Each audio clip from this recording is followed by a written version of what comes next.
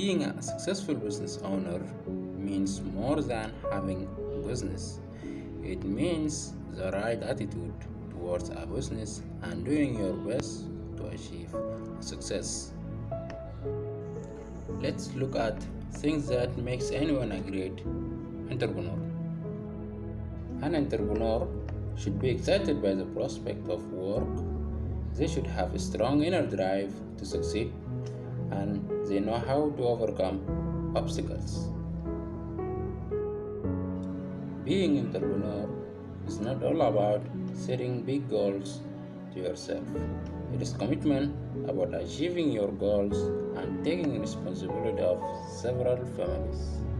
The real question is, how many families are you ready to serve, regardless of countless setbacks that are going to occur?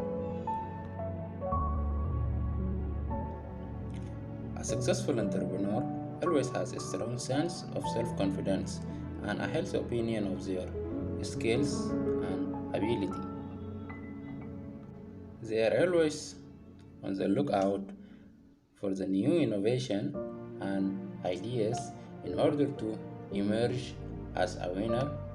They reinvent themselves constantly and think of ways to improve the product and run their business effectively.